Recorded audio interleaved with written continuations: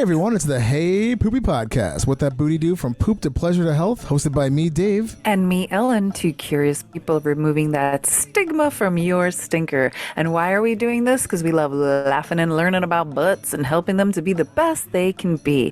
And on this week's episode, we have my friend and model Lotus Lain coming on and talking about being a porn star and doing anal and pegging, but then also telling us some great poop stories. Oh yeah, she was hilarious. Beautiful, funny, witty, and also she wears a lot of hats. Like set aside the part, she's like an entertainer, a performer, but she's like an advocate. She works on films. She does everything. So you're gonna hear stuff kind of like this. On some long ass, stupid ass hike with one of my exes, and like obviously there's no toilets out there, and then it was, I don't know, there was this clearing, like this break that looked like a deer trail or something, and a little half creek coming down. So I went up the rocks and then just squatted and did it, and it was just beautiful feeling with the wind and peace and quiet in nature. And I was just, oh, this is the best poop ever. I wish all of them could be like this. I don't know, I just really realized like it sounds magical. Yeah, like how much better it was, like the way God intended, outdoors in nature and not like in a freaking closet on a toilet. So be sure to keep tuning in because she has a huge wealth of information to share with the world. And do you want to know more about Dave and I? Well, go to heypoopypodcast.com, where we have it all for you. Cute pictures of us, merch, cartoons, award-winning cartoons, and so much more. Yes. So go do that. So you're gonna feel better about yourself if you do. Yeah. So with that, on to the shit show. Hey Poopy, how you doing? Hey Poopy, how you doing? I'm just, trying to find a place with like-minded people to talk about like-minded things about me, about poop and stuff. Hey Poopy, how you doing? Hey Poopy, how you doing? Oh man, what's this right here? Is this a podcast about poop? Yes, it is. And by the sound of that song, you know it's dump day. Yes, it is. Hey, everybody. It's the Hey Poopy Podcast with Dave and Ellen, and this is episode 189, but it'll always be number 2 to us. And we have an insanely special, insanely adorable, and gorgeous and sexy guest, Lotus Lain, today. Hi, Lotus. Welcome. Hi. Thank you for having me.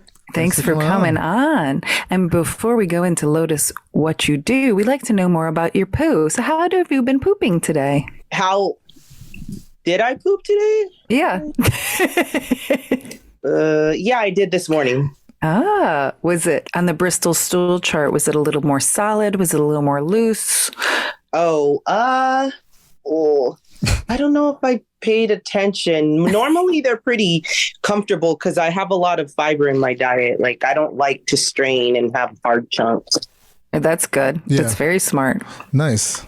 Pretty spectacular. What about you, Dave? How have you been pooping? I've gone twice today. They're both like actually pretty nice. I got to say, like pretty four. I finally got back to I kind of was skipping my papaya enzymes, and then now I'm back on. It's great. So nice 4.5s. Not It's really your 4. magic pill. It's great. I love them. They got to take 3 of those chalky things, but they're awesome. Oh, they're chewable? Yeah, I just swallow them. I don't chew them. But they're good. Yeah. I like them. Ellen? I also pooped today, but it was a little bit more on the soft side, and I have no idea why, except for that I got into an argument with somebody last night, and maybe it's all stress and anxiety. But I pooped, I think, like 3 times today, and it was a lot, and it was very soft. And before that, I was quite constipated, and the other day, I did an enema, and almost nothing came out, and then a little kind of nuggets came out after days of nuggets coming out. And then I took a laxative that night, and the next day I barely did anything. So then I took a suppository, and finally everything decided to move. So enema, laxative, and suppository to break the dam. Jeez. It was insane. There's a lot of activity going on over here there. Yeah. Well, it was going from no activity to way too much activity. The roller coaster of poop emotions. Yeah. You hit every single number. I guess. Every single number on the Bristol stool chart. Yes. Just every number. You're like, yeah. I went 1 through 7 almost in the same day. Boom, boom. Let's do this. Yeah. So, Lotus, let's talk about what you do beside your poo. Tell the audience what you do. Well, I'm a part of the adult industry. I'm a performer, I'm a producer, I'm an advocate and activist. That's probably more of my day-to-day now, doing the advocacy stuff, trying to enhance the experience of people in the industry and give them as much information as possible to succeed. And I'm also an intimacy coordinator in TV and film. Oh, that's awesome. Wow, that's awesome. Thank you. And looking to start my yoga teacher training soon. So yeah. Nice. Always learning. Yeah, my wife's doing that. Trades. Yeah, I like doing a bunch of stuff. I don't like getting bored doing repetitive things over and over. No, I hear you. My wife just started her yoga training. Yeah. It's 3 months. Nice. Yeah, she just 3 days a week, like pretty much on the weekends and on Fridays, but it's nice. She's really into it. That's awesome. It does change your world. I love it. Yeah, I like that you can like go take a yoga class and they're cool. Most people are pretty cool with you farting in it. Because a lot of times I'm always in a position where I'm like, oh, it's coming. I hear that, but I've never experienced that, like either from myself or been in a class where I'm like, oh, someone just let it rip. But I've heard people say that. So yeah, I've done both. I'm just in a class where people are holding it in or something. I don't know. Yeah, I tried doing that holding and it did not work. So I'm like, I'm just going to let this go. Whatever. I felt better. When I used to do Pilates a lot, I was like, I don't think anybody farts in Pilates because you have to hold that pelvic floor. And, you know, like when you're clenching up your pelvic floor, it's really hard for farts to sneak out. I don't know. I was having issues. No, yoga maybe. Oh, yeah, Pilates too. I guess Pilates, you know, it's a little different. So, Lotus, can we go into some of our regular questions, or do you have any special stories for us? Or because you work in the adult industry, do you have any fun anal stories to tell us? Just that when I was doing anal, it was like, I don't know. I never had to go through like extensive 3 days worth of not eating like some people and taking all these like, I don't know, Imodium. I don't even know if I'm saying it right because I never took it. Pills and stuff like that. I just like ate light, like a soup or a salad, pooped that out, cleaned that out with the enema, and then I was good to go. So I just like don't understand the like extensive extreme preparation. I don't know if it's just a personal thing, but I also was never messy on set either. So it wasn't like all that preparation makes you cleaner down there. Like, so I don't know. I guess that's all I have to say. It's not as hard to prepare as some people may make it seem, but maybe it also depends on your diet. I'm not eating like a bunch of like fast food and junk and crazy things that like stay in my body for 3 days on end. So maybe some people do have to clean out a lot more. Well, it sounds like you got that high fiber diet too, so I'm sure everything's moving. Just pushing it out. Things are moving daily. Yeah. Things are moving daily on a pretty regimented 12-hour schedule. That's good. We've learned a lot on this podcast about cleaning out, and it seems like mostly it's like the fisting community needs to do those extensive cleans. Well, I guess if they're going that deep, yeah. Yeah. If you're just going in the rectum, like you really don't have much to worry about, unless I guess you're doing it all day. Like if your anal scene is taking up 8 hours, maybe you might be nervous. But can I ask why you stopped doing anal or when you got into it? It's just a matter of I don't do as many studio bookings, and that's when I would do it. And if I did it with someone personal, I haven't found that person yet. It's just not top priority for me, I guess. That's fine. Yeah, cool. I enjoy it. And, I enjoyed it when I did it. It's just not something I'm getting around to these days. Not in the radar. I mean, I know some porn stars who tried a couple scenes and they're like, yeah, been there, done it. I don't want to do it anymore. And then others they're like, I am known for my fucking asshole. Right. Yeah. I mean, it's there, but I guess it's just not my main feature. And something about anal fans where they're like insatiable and, in my opinion, almost unsatisfiable. Oh, wow. So what is it like they just want more and more? Yeah, they want more. That's all they want to see. They want like double or whatever the next level is. And I just like, I'm not like that obsessed with anal like that. Like, it's fun. It's a cool offshoot, but I don't want to be known for it like that. Like, because it's not something that is my main. Like for me, and I think for anybody that does any kind of porn, they should do what also is actually turning them on. Yeah. You know, the things that actually of course. The most. Yeah. So it's just not like a top priority for me. It's in there. It's enjoyable. But I didn't want it to become a thing I was known for, because then I'd have to always put that out. Yeah, it's like, and then I wouldn't enjoy it completely. As much. Exactly. It's like I like it that it's like a vacation thing, not a everyday lifestyle thing. Yeah, I mean, you don't want to eat dessert all the time, you know? Like, yeah, you want to like mix then it you up. just get sick of stuff. Yeah, exactly. And I like to keep it special and fun and, you know, interesting for when I do go there again. So it's not like, here I am cleaning out my butt for the 5th time this week, you know? Yeah. This old thing again. Yeah, I shot with Avery Jane a couple months ago. And like when we were... all about it. Yeah. She was one of the people I was thinking, she was like, can we take pictures of my butthole? Because like my fans really like my butthole and I'm known for my butthole. And I was like, yeah, sure. She is. And I love that for her. And that's like one of the things that I am happiest about in the industry is being able to like empower performers like that want that to be their thing, whatever slutty version of themselves they want to be the sluttiest. Like, she's an anal queen. I bow to her. I think I follow her on Twitter. Oh, she's so gorgeous. I can never remember any names of porn stars. Cute. Yeah, she's gorgeous. I can never remember any names. When you said Avery Jane, I'm like, wait, I know who that is. And she's a sweetheart. Like we had such a blast working together. So Lotus, do you have any other fun stories for us? I mean, off the top of my head, not really, only because my like anal cachet of videos is not that much. I guess the only like thing that I know I was always proud about myself is no matter what, I always had a clean anal. Like I never had like a messy story or anything. Did you ever see anything super crazy on set?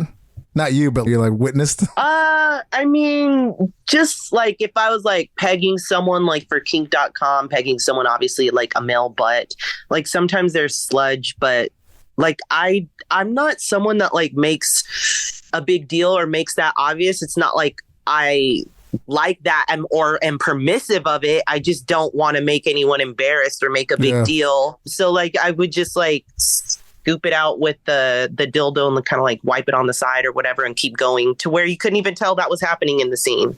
That's awesome. Just lean over them, slap them a little in the face while it's happening or something else, you know, distract with other actions and then wipe that off and then stick it back in and no one knows what happened. True pro.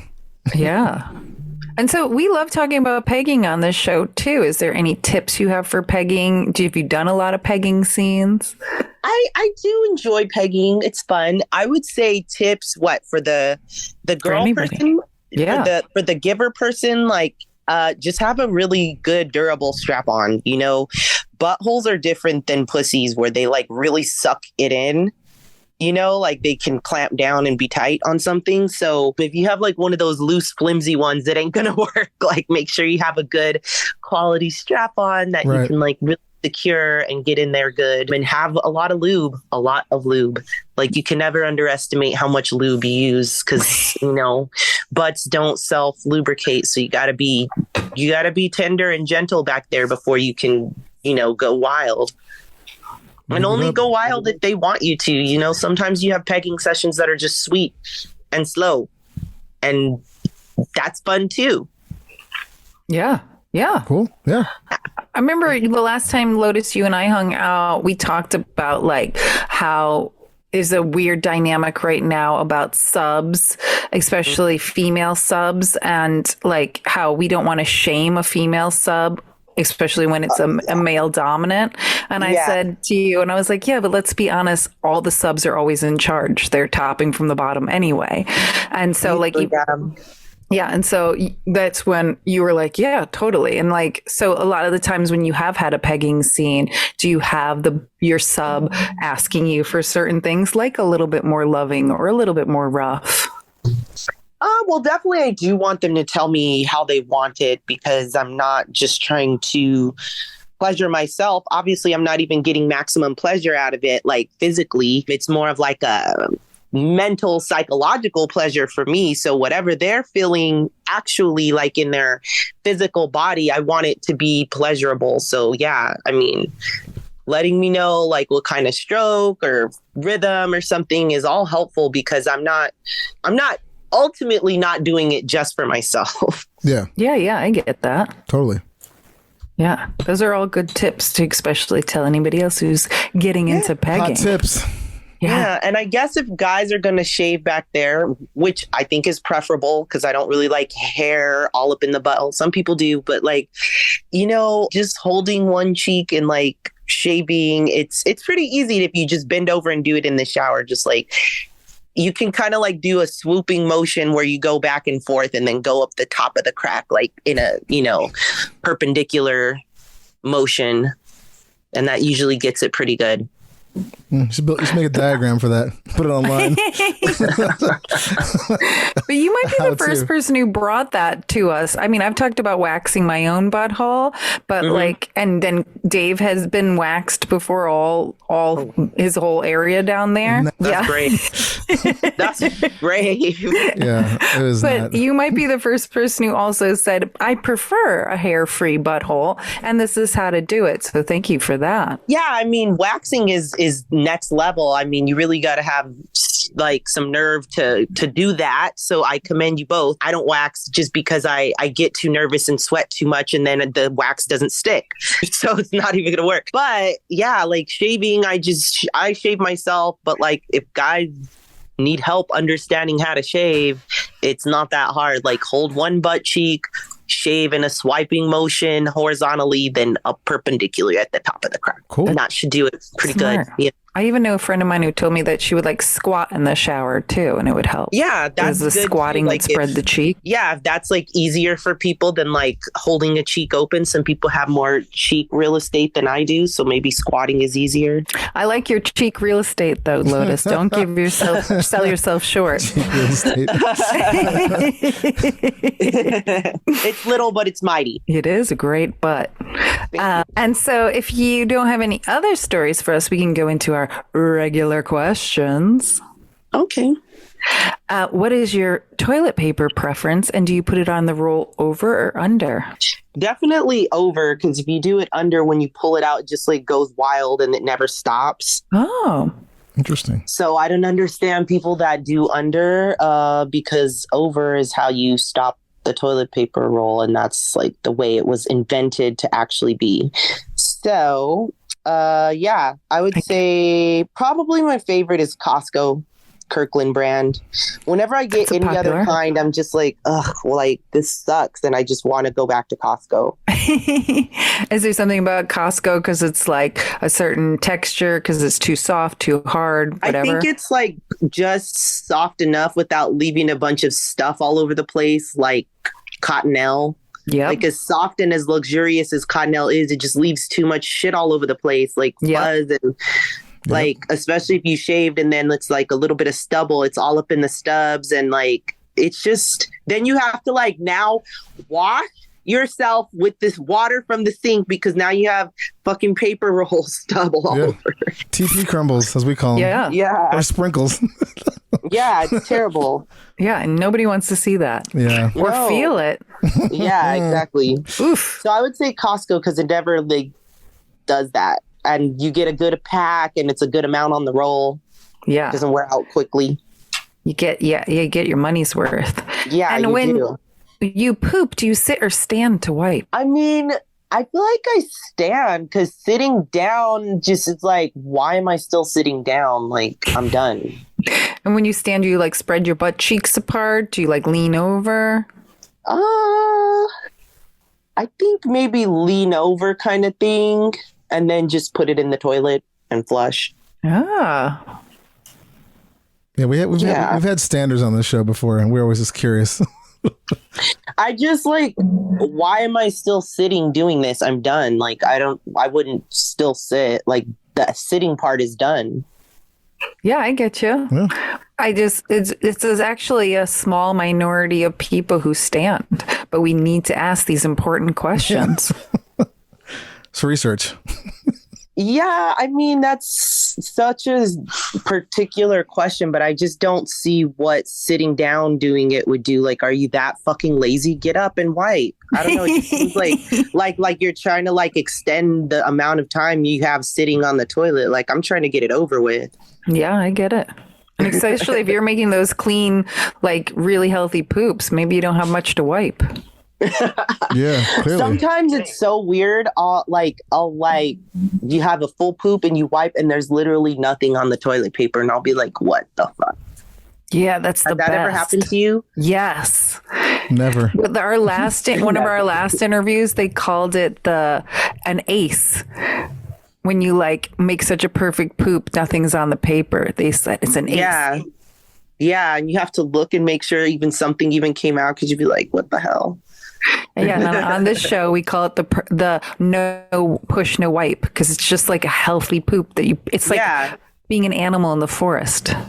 Yeah, I mean, that's one time I did do that in the forest, and I was like, this is the best poop I've ever had in my life. And I feel like this is what God intended, and why are we using toilets? Yeah, you were squatting. Tell us that story. What forest were you in? I was like on some long ass stupid ass hike with one of my exes, and like obviously there's no toilets out there, and then like it was like, I don't know, there was like this clearing, like this break that looked kind of like a deer trail or something, and like a little half creek coming down. So like went up the rocks and then just like squatted and did it. And it was just like beautiful feeling with the wind and like peace and quiet in nature. And I was just like, oh, this is like the best poop ever. I wish all of them could be like this. I don't know. I just really realized like it sounds magical. Yeah. Like how much better it was, like the way God intended, outdoors in nature, and not like in a freaking closet on a toilet, hunched over, I guess, where you're not in a position, like you give yourself hemorrhoids like on a regular toilet. I don't know. I feel like that's why they made the squatty potties, because you're not like doing it the natural way. But also squatty potties are fucking disgusting. Why are they so huge and obnoxious and telltale that someone is going to take a shit in this bathroom? It's just like, can they not be so big? Well, this is in the bathroom. The album's in the kitchen. You're like, wait a minute. Someone has their squatty potty in the bathroom. I do. Or I mean the kitchen. No, I was joking. No, not in the kitchen. I just feel like when I see them at people's houses, I'm like, oh, okay, they do their shits here. I don't know. I just wish it was like not so big. They're like obnoxious. You wanted more discreet. Or fold upable or something, or like flip upable. I don't know. Modern toilets need to just have that little step built in. Yeah. There you go. It's a $1 million idea. Shark Tank. Yeah, exactly. Have this step built in, kind of like a shoe shine. Yeah. Oh, that's like smart. It would just be, then that would just be the way toilets look, instead of like this weird plastic contraption hanging around the edges. Yeah. Yeah, just make it prettier. Yeah, that's what I'm trying to say. Going into that, do you use any other products to help you poop besides toilet paper? Do you use sprays, matches?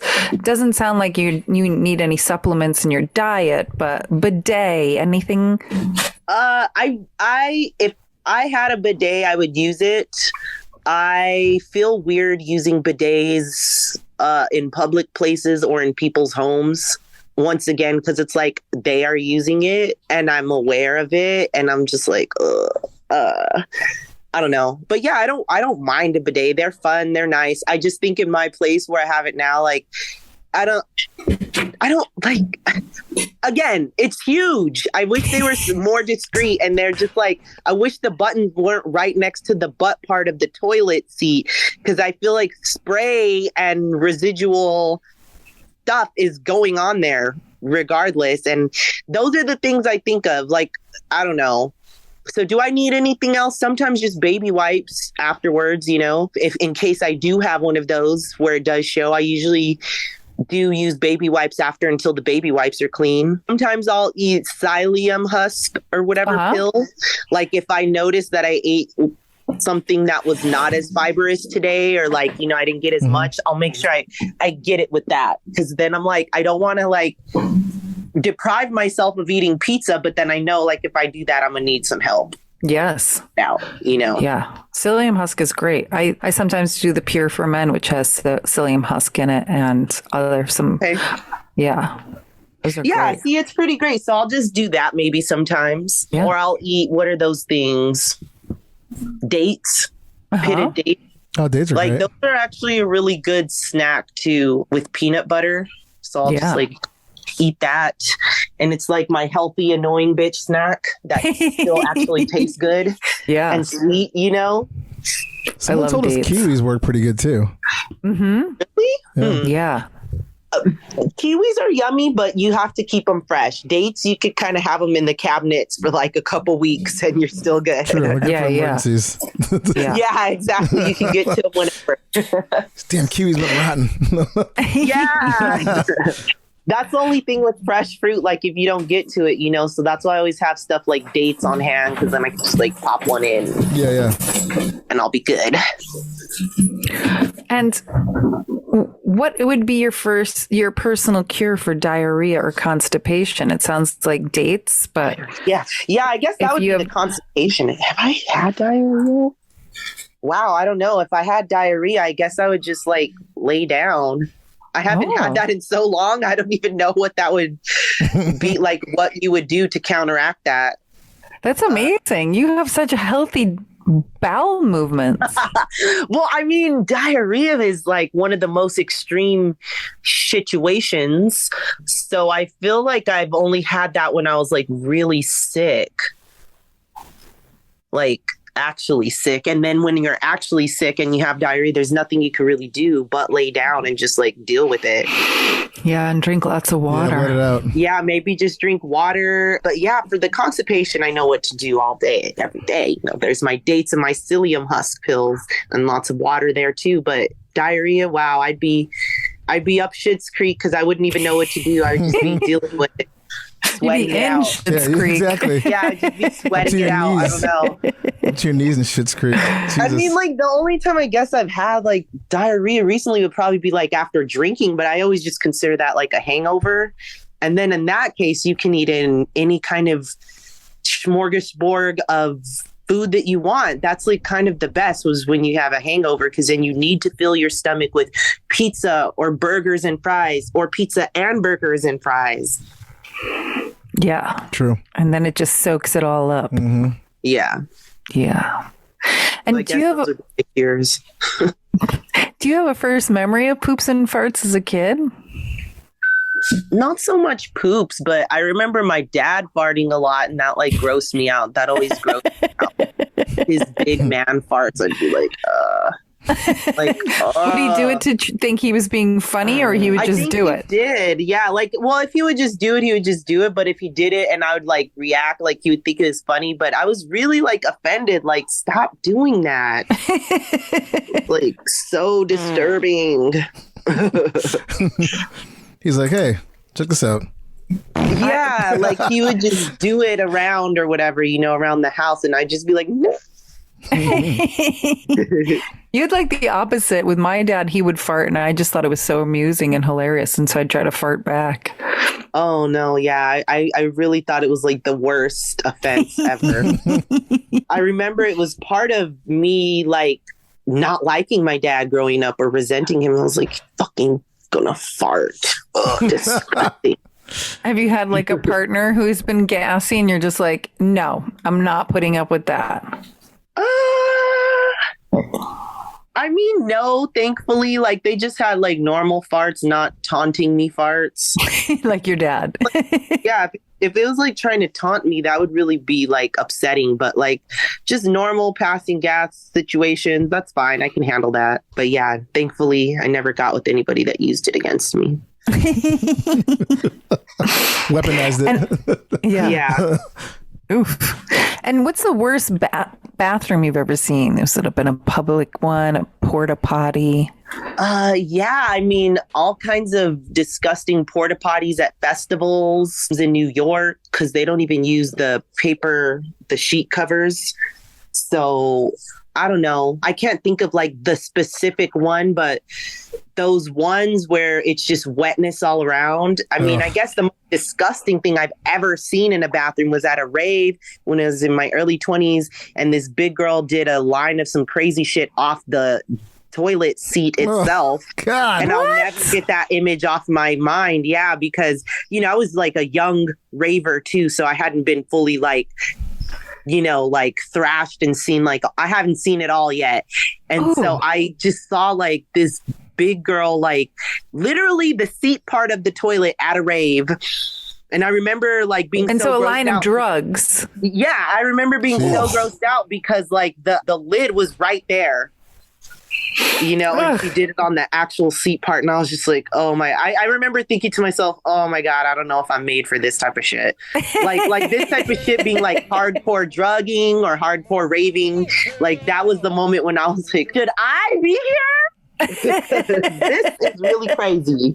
That is so nasty. She did not give a fuck. Yeah, that is an image I'll never get out of my mind. So that's probably the nastiest shit I've ever seen in a bathroom. Oof.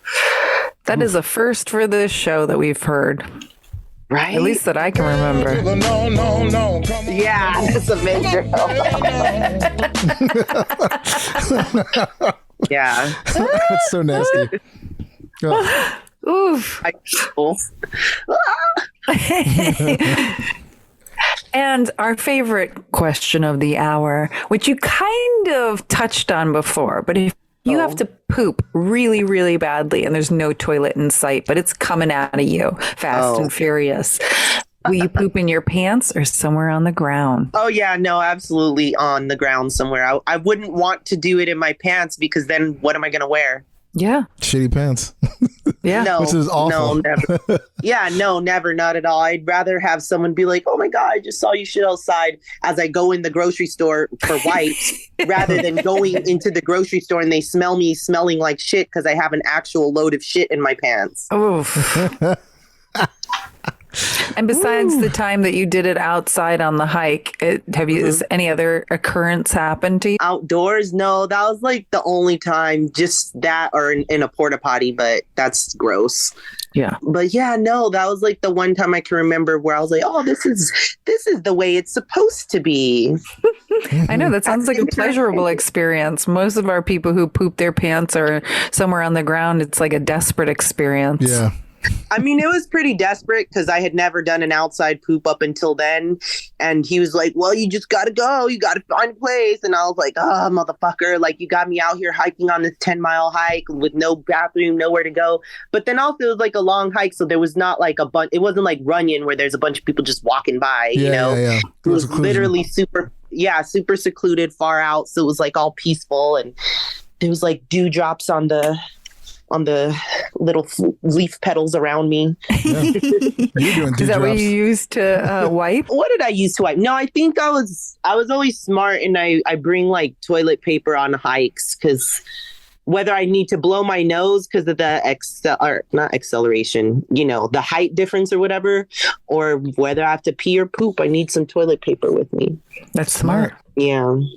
And then you have to bring the Ziploc baggie so you're not like dumping it out there because that's also even more disgusting.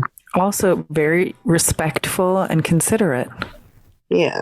Try to leave nature better than, or at least the same way. Yeah. Yes. Agreed. Unless I'm just adding some shit like natural shit that will disintegrate into the ground or whatever and fertilize. Like poo. Yeah. Human manure. Yeah. As Lotus, before we get into the final stretch of this show, is there anything else that you would like to share with us about anything poop, butthole related? So far, I feel like I'm letting it all out. You are. Yeah, literally. We got a game and we got some news. So we're going to do the game first. The game's called Shitty Choices. Shitty Choices. And today, you have the option of, would you rather give up sex for a year or give up masturbating for a year? Oh. I guess sex for a year, because you can't guarantee that it's going to be good quality sex the time. And I know I can satisfy myself without any fuss. Ellen? I am also agreeing with Lotus about that. I agree with her. I will also do the same. Yeah, I thought initially I was going to be like, I can't give up sex for a year. But then it's like, sometimes you're not having it all the time. Like, it could be horrible. You could be like, all kinds of scenarios. So you always got the masturbating things, like having an ace in the hole. Like, literally, you're just like, yeah, I got this. Yeah, you don't know the situation. Even if you have like a live-in partner, maybe something's wrong with them and they can't. Exactly. You know? Yeah. 100%. Yeah. So 3 across the board for giving up sex, and we're going to keep the masturbation to us. To keep wanking it. All right. Okay, so a little bit of news, and then we're almost out of here. Whoop, whoop.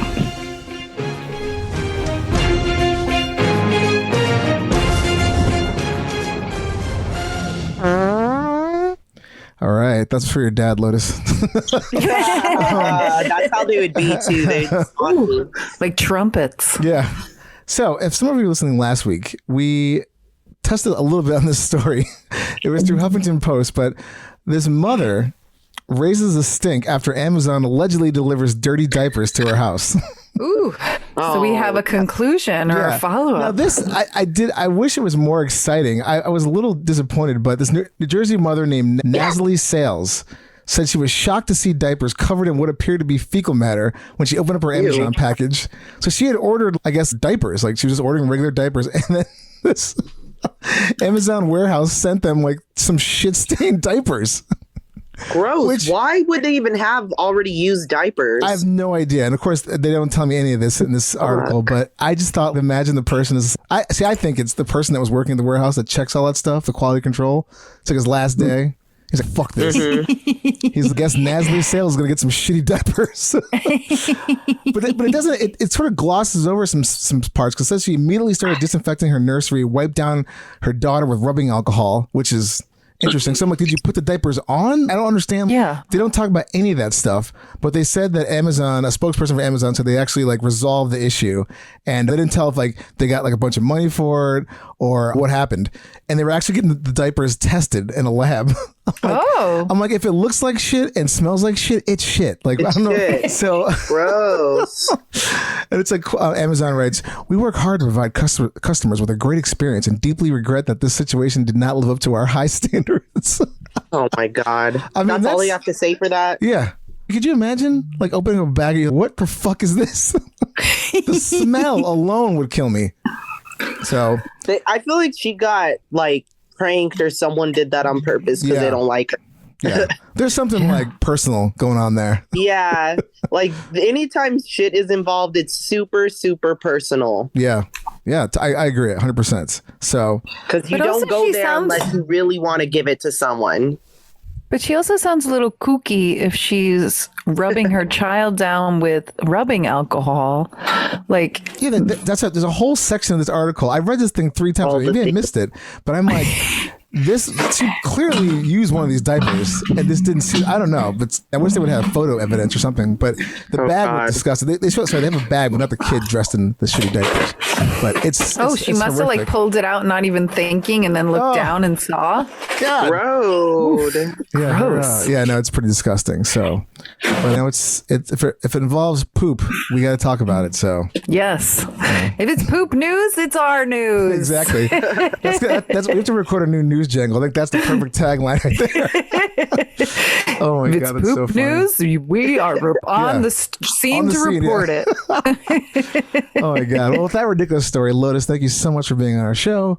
And Yeah, of course. It was fun. please tell our audience where they can find you, whatever you want to promote. Go ahead.